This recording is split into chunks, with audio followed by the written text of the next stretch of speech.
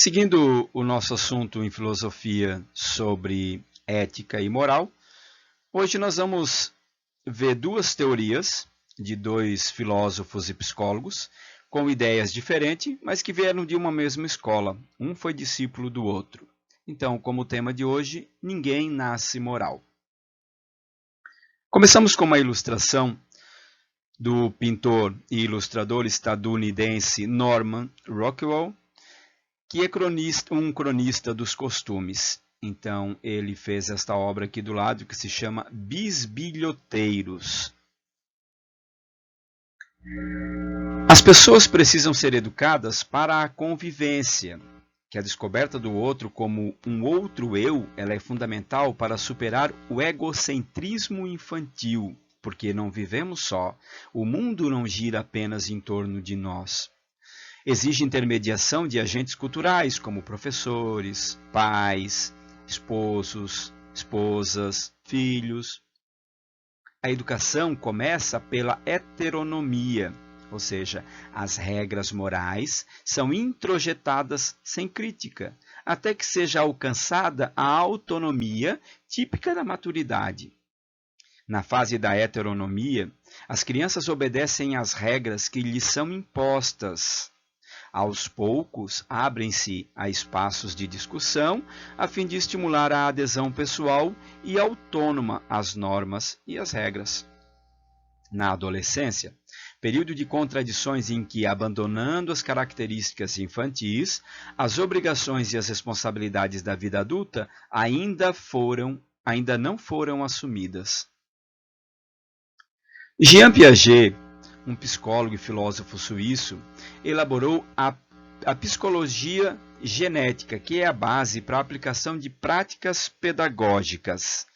A psicologia genética é o estudo do desenvolvimento individual, da gênese e da lógica, das percepções, das normas que não são inatas, mas resultam de uma construção progressiva.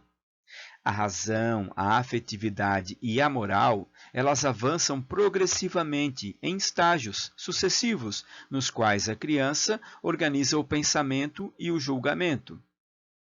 É chamada de construtiva porque o saber é construído pela criança. Então, as pessoas, desde cedo, vão construindo a partir da sua interação social e, conforme vão avançando na idade, este dever moral, esta aplicação de teorias que lhes são colocadas a partir das convivências sociais. O desenvolvimento mental ele é estudado sob 3 pontos de vista: inteligência, a lógica, a afetividade e a moral. E o processo ocorre em 4 estágios e são classificados por idades. Porém, pode haver variação de faixa etária dependendo do grupo social que a criança pertence. Então, para Piaget, o estágio sensório-motor, que vai do 0 aos 2 anos, ele traz 3 características. Predomina o desenvolvimento das percepções sensoriais e dos movimentos, ou seja, sensoriais dos 5 sentidos. Quanto à afetividade, prevalece a indiferenciação, ou seja, a separação entre ele e o mundo não é percebida muito nitidamente, né? A criança ainda não percebe isso claramente. E do ponto de vista moral, a vida do bebê é pré-moral e, portanto, nele predomina a anomia, que é a ausência de leis e de normas. Não esquecendo que moral é o conjunto de regras, de normas que norteia a nossa convivência social. No estágio intuitivo ou simbólico, que vai dos 2 aos 7 anos, Jean Piaget determina os pontos a seguir. O segundo momento começa quando a lógica infantil ela realiza um salto, com a descoberta do símbolo e a aprendizagem da fala. A inteligência ela é intuitiva, porque não se separa da experiência vivida. Isto é, a criança não transpõe abstratamente o que foi vivenciado pela percepção. Na sua racionalidade, as coisas são como lhe aparecem. Afetivamente, a criança é também egocêntrica. Percebe o mundo girando em torno dela, exige atenção, quer tudo a ela. Do ponto de vista moral, de início não se pode dizer que exista introjeção das regras de convívio social, as quais a criança reluta em aceitar. É interessante ainda observar aqui como ela ainda não está pronta para os jogos com regras. Então, se você observar uma criança dos 2 aos 7 anos, você vai perceber estas informações claramente. O estágio operações concretas, que vai dos 7 aos 12 anos de idade, ele é mais longo e representa o grande salto da ação às operações mentais concretas. São concretas porque se baseiam diretamente nos objetos e não em hipóteses, habilidade que será conquistada no estágio final. A lógica deixa de ser puramente intuitiva e passa à operatória, ou seja, a criança ela aprende as operações matemáticas, percebe a relação lógica do sistema de parentesco, classifica e torna as instituições reversíveis. Do ponto de vista afetivo, os progressos na sociedade são percebidos na formação de grupos, onde os laços expressam companheirismo ou antipatias. No estágio operações formais, que é a adolescência, é o último estágio, e este da adolescência, quando amadurecem as características da vida adulta. O pensamento lógico, ele atinge o nível das operações formais ou abstratas. É o amadurecimento do pensamento formal ou hipotético dedutivo. A reflexão torna possível o pensamento científico, matemático e filosófico. Afetivamente, a superação do egocentrismo realiza-se pela aprendizagem da cooperação e da reciprocidade, onde faço aos outros e também quero que façam a mim. A capacidade de reflexão dá condições para o amadurecimento moral pela organização autônoma das regras e pela livre deliberação. Lawrence Kohlberg, outro psicólogo e filósofo estadunidense, foi discípulo de Piaget, porém rejeitou a teoria do paralelismo entre o amadurecimento do pensamento lógico e o da moralidade. O desenvolvimento lógico não provoca automaticamente o amadurecimento moral. O pensamento lógico formal, ele é condição necessária para a vida moral plena, completa, mas não eficiente. A maturidade moral, geralmente, só pode ser alcançada pelo adulto, cerca de 10 anos depois da adolescência. O nível mais alto de moralidade exige estruturas lógicas novas e mais complexas do que aquelas do pensamento formal. Reformula a teoria dos estágios morais e distingue 3 grandes níveis de moralidade: o pré-convencional, o convencional e o pós-convencional, cada um deles composto de 2 estágios.